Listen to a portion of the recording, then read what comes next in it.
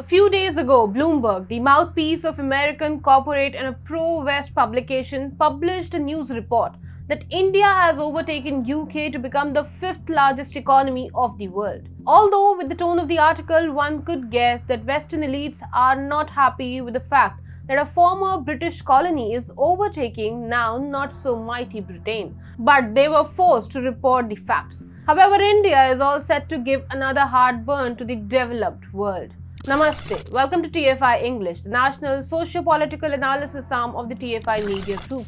I'm your host Apurva, and if you're watching us on Facebook, give our page a like, and if you're watching us on YouTube, like the video and subscribe to the channel.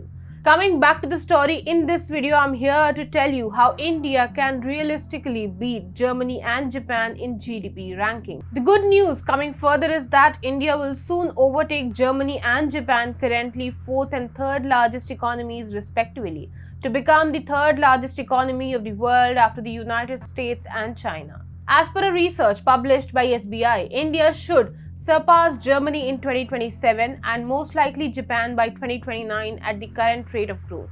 This is a remarkable achievement by any standards. Currently, the United States is the world's largest economy with GDP of $23 trillion, followed by China with $19 trillion.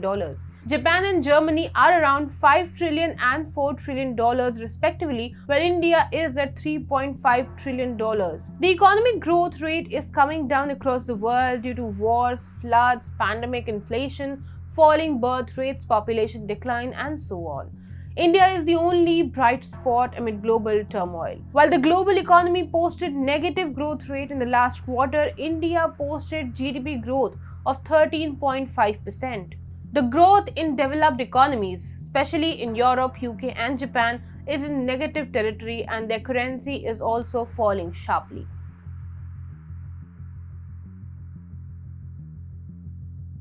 A comparatively lower growth rate is the new normal, and if India remains the only bright spot with demographic dividend, rule of law, attractive investment policies, and tech leadership, the global investors will flow towards the country, pushing its growth trajectory even higher.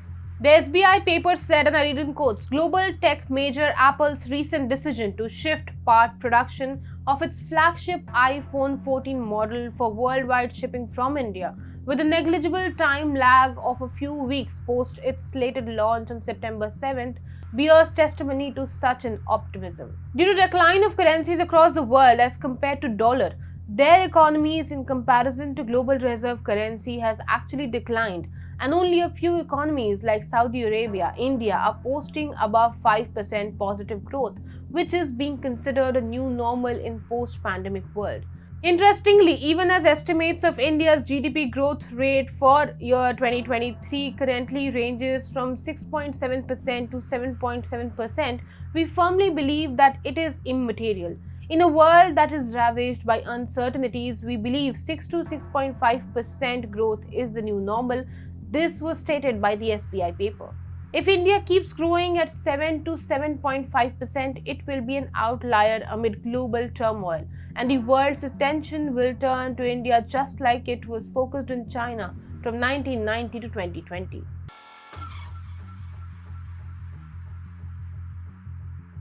For India to take over its former colonial master would be a matter of pride and joy. It should be noted here that India's share in world GDP was almost 25% when the British first came to India. The loot and exploitation by the British was so devastating that the country's share in the world GDP came down to almost 2% when they left the country in 1947. The combined effect of colonial loot and backwardness in industrialization diminished the stature of the country with respect to world GDP. India was known as the crown jewel of the British Empire. Why? Because it contributed the most for the expansion of the empire and wealth creation in Britain. India surpassed Britain in just 75 years after getting independence, and this is a befitting reply to our former colonial masters.